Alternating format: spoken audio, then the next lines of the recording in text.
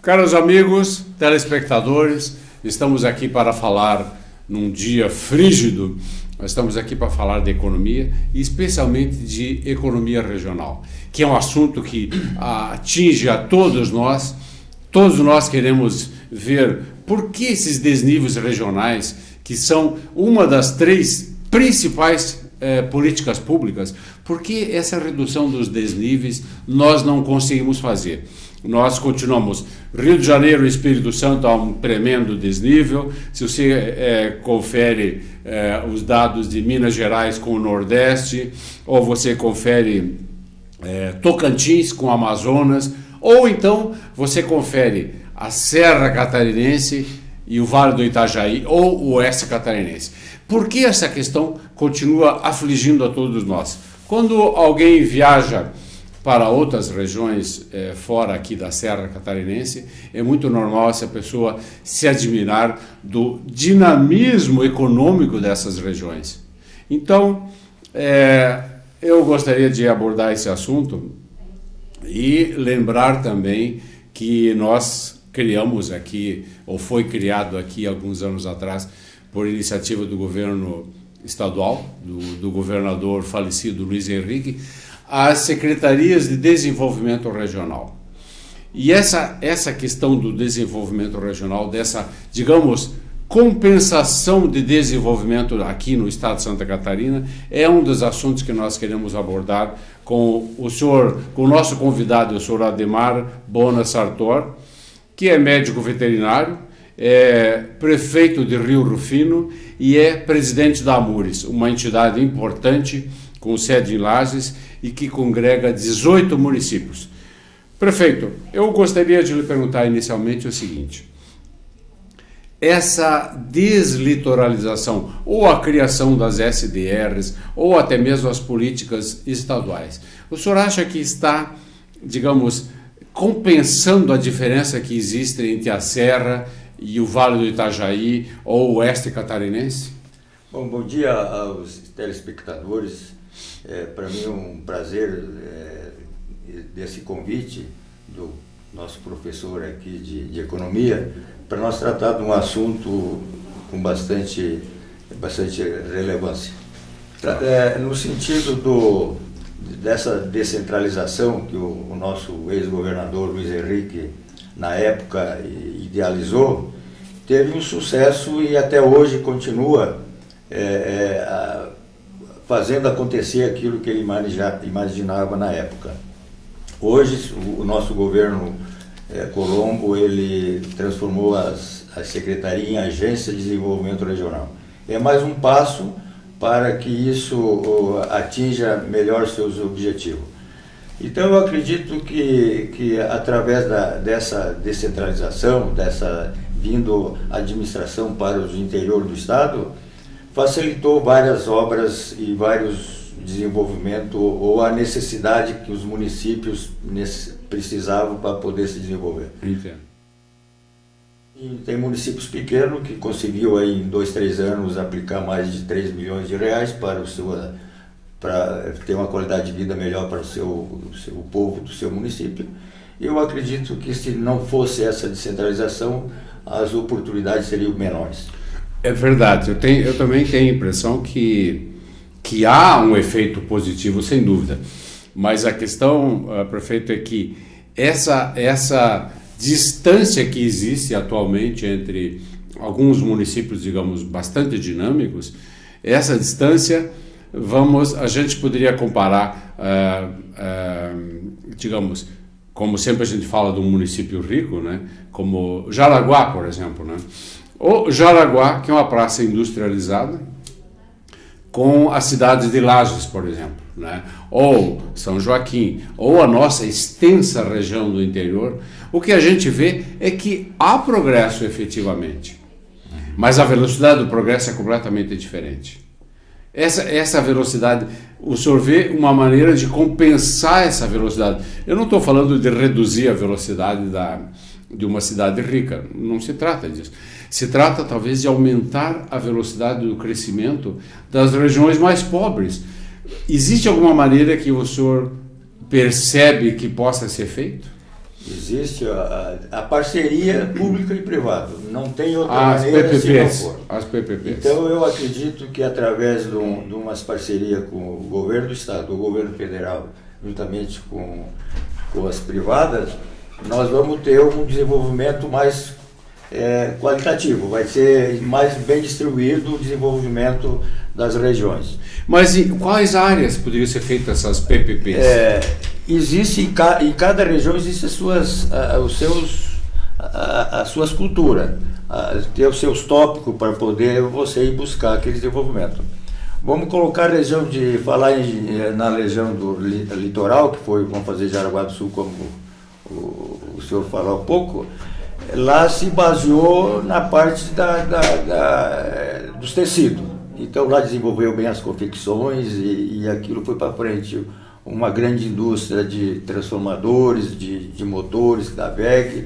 Então essas coisas aconteceram. Então para nós na região serrana, então teve o ciclo da madeira, e esse ciclo da madeira desapareceu. A região serrana ela ficou parada há muito tempo, por causa até da extensão rural, que grandes fazendas, grandes propriedades, então tinha outro tipo de desenvolvimento.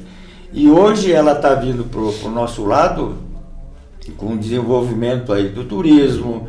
Nós temos outras empresas, produtos que estão vindo para a região serrana, e eu acredito que nós vamos está chegando a nossa vez também. Mas não seria o caso de a gente comparar a velocidade, por exemplo, Sr. Ademar? Pense o seguinte, que as regiões mais dinâmicas, elas estão correndo a 100 km por hora, para fazer um exemplo automobilístico. E nós estamos correndo a 60, ou 80 que seja.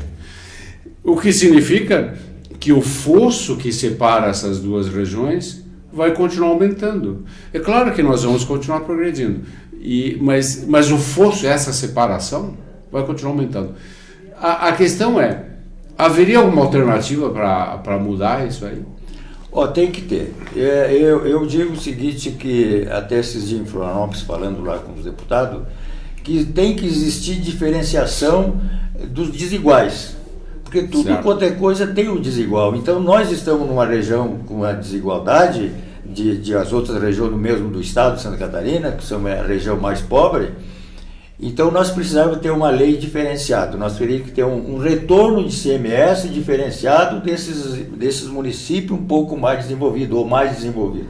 Então tem muitas coisas, o desequilíbrio, tem grandes empresas que produzem em determinado município, mas é transferido, vão fazer lá para o litoral, no caso de Itajaí, e toda a receita de ICMS vai ficar para o Itajaí. E esse município sede que produz a matéria de transformação, na hora de exportação, quem ganha é o outro município, que é o exportador. Então essas coisas têm que ser mudadas. É o caso de Lages. Acredito que quando estava se exportando a madeira, você também tem às vezes uma diferenciação, que é onde o ICM nosso é menor. Mas, então por isso que eu dizia naquele dia para os deputados federais que precisava ter uma lei diferenciada. E qual é a reação deles? Eles têm alguma reação ou eles são indiferentes? Não, eles até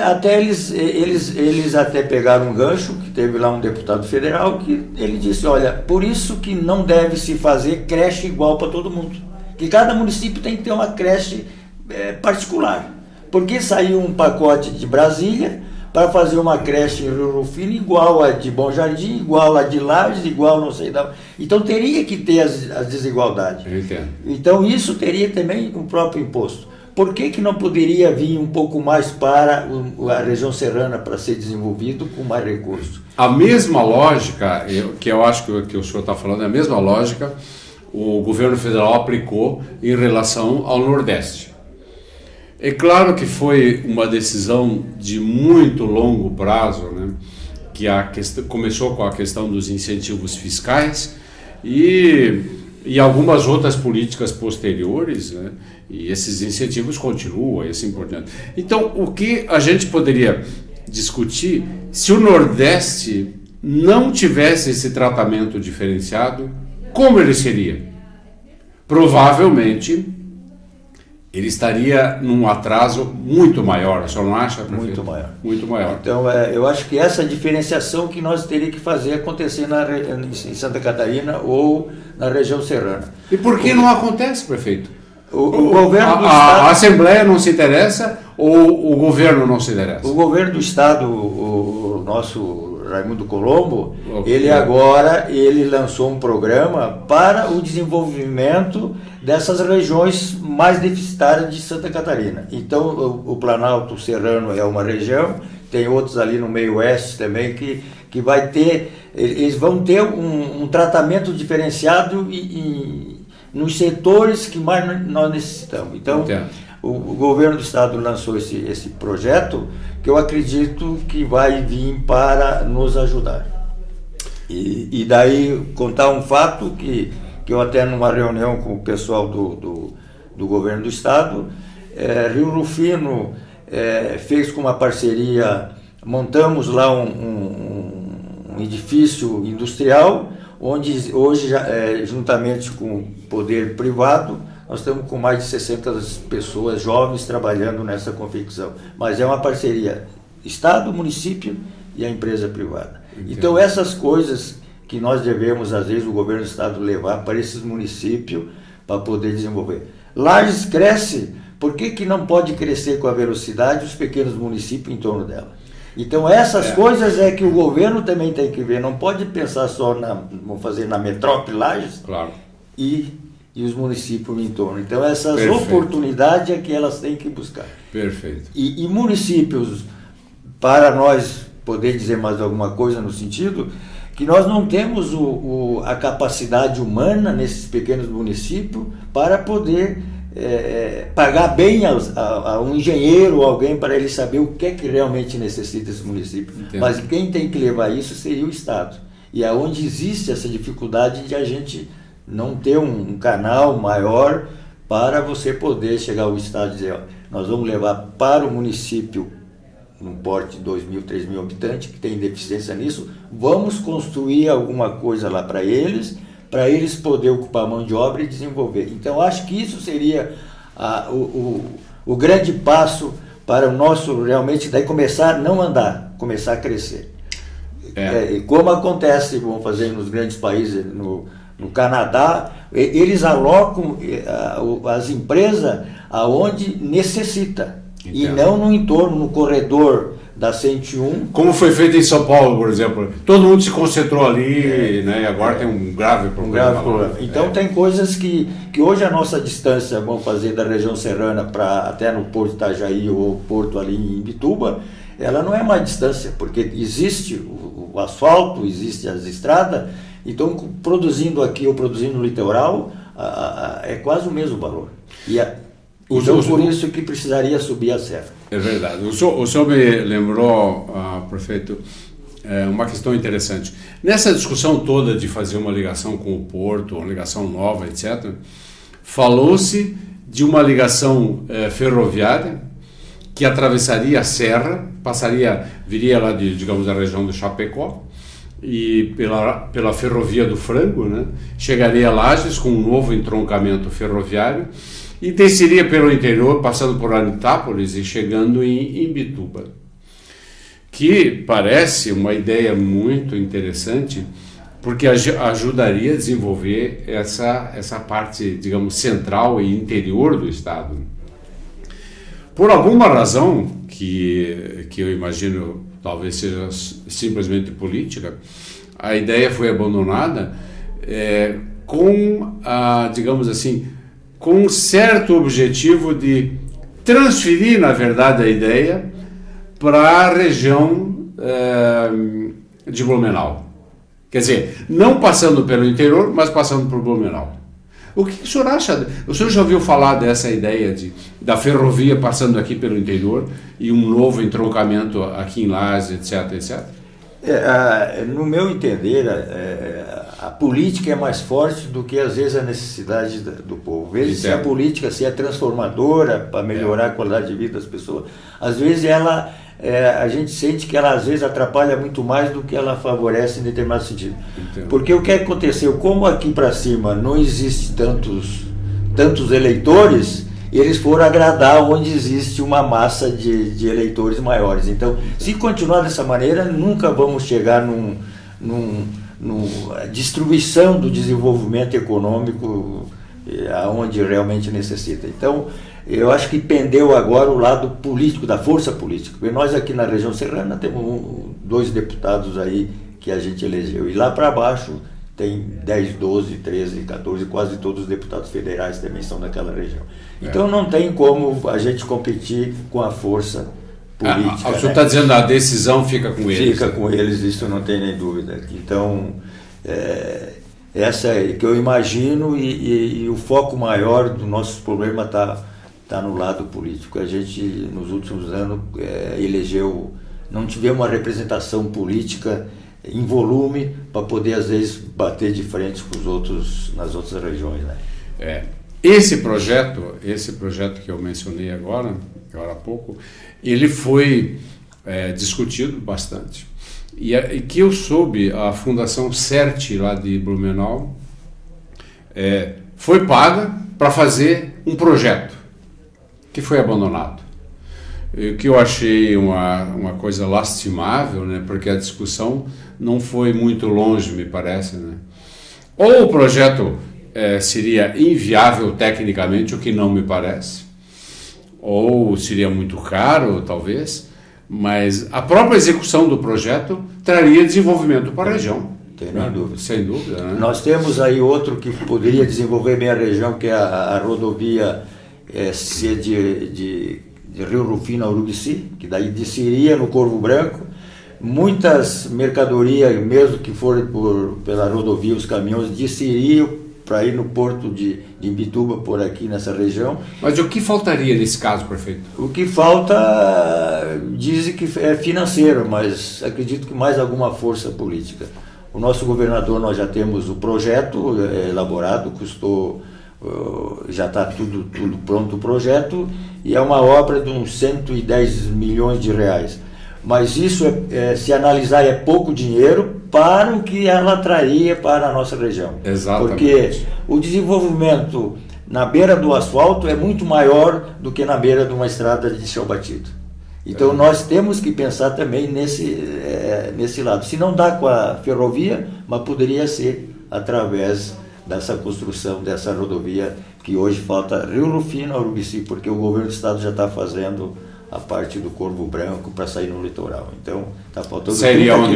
Perto do porto? Aí já desceria em Grã-Pará, Braço do Norte, e de lá já estaria perto de Tubarão, já estaria ali perto. Então a quilometragem ela é pequena em relação do que poderia trazer para desenvolvimento da região, tanto turismo como na parte de produção que passaria por ali. Prefeito, deixa eu lhe perguntar a respeito de soja. Há uma tendência de utilizar a Coxilha Rica não somente por suas lindas paisagens, etc. e tal, mas também economicamente, e utilizar as terras, especialmente para o plantio de soja. Com frio e vento e tudo, os Estados Unidos também fazem isso, né? A França faz isso, e por que nós não poderíamos fazer aqui na nossa região? Então prefeito, num prazo longo, digamos de 5 anos ou um pouco mais, suponhamos que vamos ter aqui uma boa safra, ou relativamente boa, uma boa safra de soja. Como ficaria o escoamento dessa safra de soja? O que nós vamos fazer? Vamos usar a BR-282, que já está quase saturada e um pouco mais de tráfego pesado ela vai se inutilizar toda, né? Além disso tem aquela serra lá serpenteando, né? Que não sei se poderia haver uma alternativa técnica. Mas como é que o senhor vê essa questão do escoamento? Porque a impressão que eu tenho, e é possível que esteja errada, né? É que está se avançando nessa direção do aproveitamento das terras ociosas da Coxilha Rica. Mas o escoamento, a questão da logística, não sei se está sendo considerada também nisso aí. É uma questão de longo prazo? Ok, 5 anos, ou menos, pouco mais. Mas como vai escoar a grande safra que nós teremos, né, se Deus ajudar e tudo mais? O que nós vamos fazer? Essa é uma questão que eu tenho me perguntado, e às vezes eu tenho conversado com outras pessoas, e eu não tenho, prefeito, ouvido respostas para isso aí, entende? Nós insistamos aí, como sempre foi, a gente vai na frente, desbravando as nossas terras para depois pensar na logística. Nós sempre fomos dessa maneira, sabe? Do Rio Grande do Sul, Paraná, subiu lá para o Mato Grosso, sempre primeiro produzindo para depois pensar nas estradas e na logística. Você pega Mato Grosso, hoje tem estrada lá que não dá de mais transitar e para tirar a mercadoria lá dos produtores. E eu espero que nós aqui, que vai ser mais uma fronteira agrícola, que necessitamos dessa produção, porque ela agrega bastante volume, ela produz bastante renda para a região, mas nós temos que pensar também na parte das estradas. E essas estradas, me parece que já tem um projeto também do governo do estado de asfaltar a estrada ali de Coxilha Rica, e o problema nosso é que daí vai cair na 470 ou na 282, que vai ter que eles fazer aí uma segunda pista, porque senão não tem como levar toda essa produção aí. E novamente beneficiar uma região. Né? De novo. E não beneficiar a nossa região aqui. Além disso, a 470, esse é um bom argumento deles, ela já está congestionada. Ela já é uma situação bem difícil, né? Então, talvez fosse um bom argumento para duplicar a 470. E esquecer aqui a nossa região novamente, né? Então, eu acho que deveria haver no planejamento de longo prazo alguma consideração para isso. Inclusive, porque poderia auxiliar a exportação de vacaria, por exemplo, né? Claro que é outro estado, mas é uma região próxima daqui. Poderia auxiliar a exportação de frango, que num prazo longo, o senhor não acha que vai crescer bastante também? Novamente beneficiando o Oeste, né, que nós aqui não conseguimos desenvolver a produção de frango. A não ser muito esparsamente. Nós temos algum projeto, né, prefeito? Tem. E hoje a produção de frango, ou mesmo suinocultura, você pode produzir em qualquer clima. Porque hoje as instalações são construídas para o conforto do animal. Então você produz, no verão você vai dar a temperatura ideal e no inverno também. Então hoje as coisas a preocupação de dizer, não, aqui não dá de produzir frango porque é muito frio, não tem, porque as instalações são confortáveis, já é preparado para esses animais só ganhar peso. Tudo que comer transformar em proteína, em peso. E é isso que a gente pode tranquilamente não se preocupar, que aqui não daria de produzir frango ou suíno. E por que nós não produzimos então, prefeito? A cultura regional. A cultura, vamos brincar um pouquinho. A cultura regional que diz que esse negócio dá muito trabalho. Dá muito trabalho. É isso aí. É que aqui nós fomos criados para produzir carne de boi, de vaca, e esquecemos o outro lado, né? Perfeito. E como não se produzia, ninguém queria às vezes fazer uma lavoura maior, porque não tinha condições de você melhorar a sua produção das suas terras. Você só pensava em não estragar o campo, porque as vacas têm que comer ali, porque tem que engordar um boi, mas com uma produção muito baixa, que também não daria retorno econômico para muitos fazendeiros pequenos ou médios aí também. Não compensa, mas na agricultura ela agrega mais valor e dá condições das pessoas sobreviverem. Perfeitamente. Então eu acho que isso aí teria também de pensar, por que não trazer as agroindústrias de aves ou de suíno na nossa região, já que vamos produzir bastante soja ou milho. Então a soja é uma das, 20 ou 30% do soja no balanceamento de uma ração animal. Então você poderia também agregar esse produto na transformação de proteína animal. Quer dizer, a futura produção da coxilha rica talvez estimule a implantação de projetos avícolas, digamos, aqui na nossa região. Não tem nem dúvida. Existe uma certa tradição, digamos assim, um certo conservadorismo, né, que muita gente prefere manter o pasto para o gado, né, que é um estilo de vida, inclusive, mas de baixíssima produtividade e que gera uma renda muito pequena, inclusive. Talvez a nova geração, né, de fazendeiros que está vindo aí substitua esse ponto de vista, né? E nós tenhamos aqui projetos avícolas, como o senhor falou. Não consigo entender por que não temos, na verdade. Inclusive, nós temos aqui demanda para isso, né? Se eu não estou enganado, a Avosco é uma empresa média para grande já, né? Que muito nos orgulha lá. E ela está comprando fora a matéria-prima, que é cortes selecionados de frango. Ela não tem como comprar aqui, não é verdade? Ela é uma transformadora, né?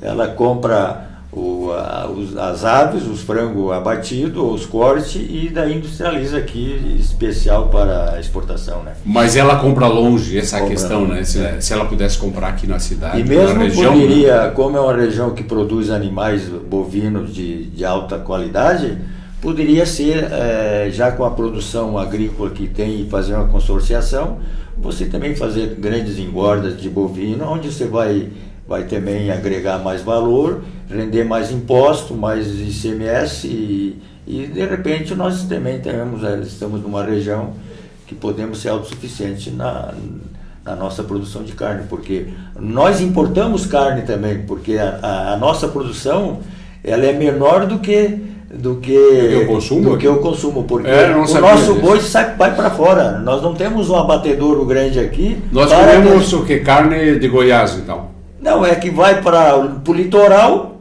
o nosso boi para ser abatido lá, e daqui a pouco retorna aqui para a região. Ela vai para o Rio do Sul e retorna para cá. Isso são 70% da nossa carne consumida. Ela vem. Nós levamos nosso animal para lá e buscamos a carne.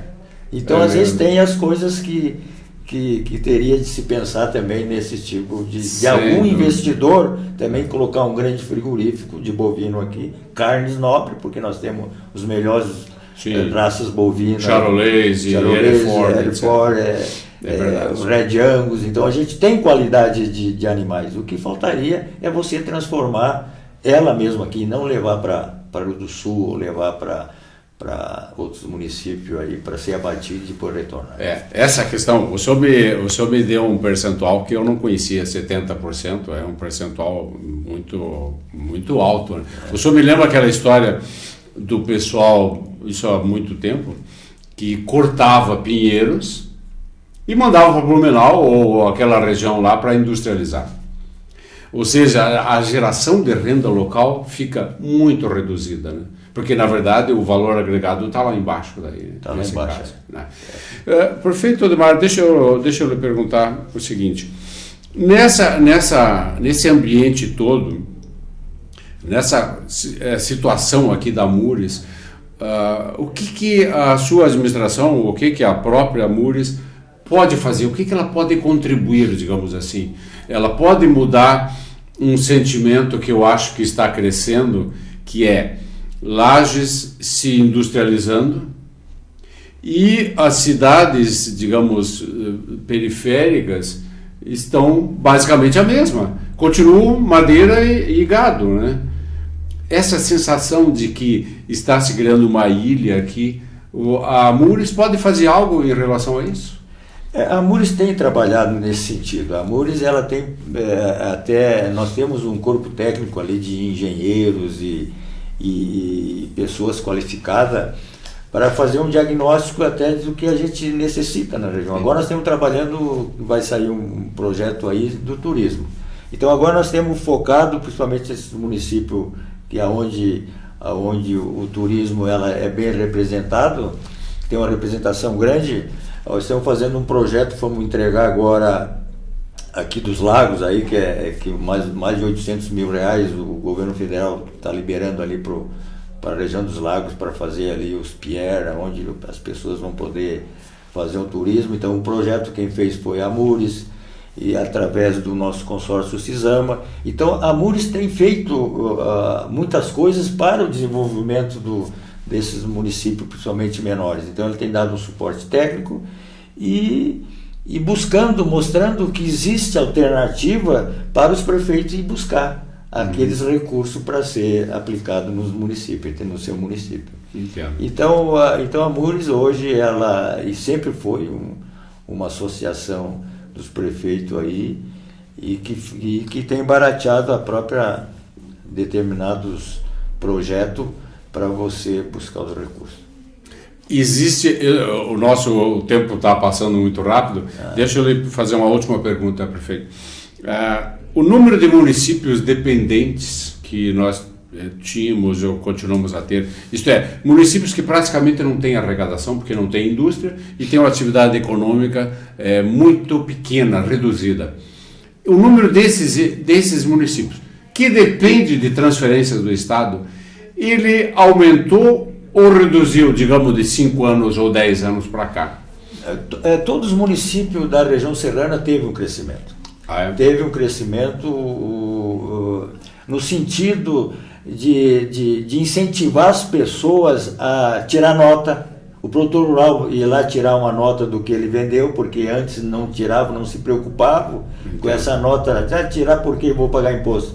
Mas o produtor rural não paga o imposto. Então essa nota do produtor rural vai gerar um movimento econômico. Isso que dá um embasamento para os municípios poder ter um retorno maior do governo federal. Do ICMS. Do ICMS. Então você teria que... Isso aconteceu em todos os municípios da região serrana. Foi um crescimento não tão com uma velocidade como existe no corredor lá do litoral, mas esses municípios cresceram um pouco. Nós falamos um pouco do meu município, nós tivemos um crescimento em 5 anos em 170% na arrecadação do movimento econômico. E outros municípios ainda um pouco maior. Então, todo mundo está preocupado em fazer as coisas acontecerem. Né? Eu entendo. Prefeito Ademar, eu gostaria de, considerando o nosso tempo que já passou, eu gostaria de dizer que o senhor pode, se quiser, fazer as suas considerações finais. Sinta-se à vontade, por favor. Eu fico muito feliz de ser convidado de conversar aí contigo e até na região serrana nesse momento e dizer que nós temos que estar sempre esperançosos. Esses problemas políticos que estão atrapalhando a nossa economia, mas isso também passa e o povo brasileiro e o serrano é trabalhador e nós vamos achar a solução para os nossos problemas aí. Excelente. Muito obrigado e bom dia a todos. Eu gostaria de agradecer ao prefeito e presidente da Amures, Ademar de Bona Sartor, que foi o nosso convidado de hoje, para discutir essas questões aqui da nossa região, especialmente de como desenvolver a nossa região. E com o olho no longo prazo, que é uma coisa que aparentemente nós temos, por alguma razão, falhado um pouco nisso aí, especialmente como nós conversamos com respeito às questões da logística. Então, eu estou convidando você, caro amigo telespectador, meus estudantes, colegas empresários, eu mando um abraço a todos e convido a todos vocês para o próximo programa. Até lá!